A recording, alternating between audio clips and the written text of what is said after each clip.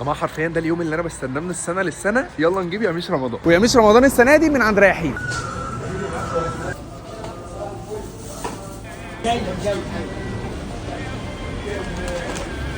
رياحين عامل 3 بوكسات ياميش رمضان.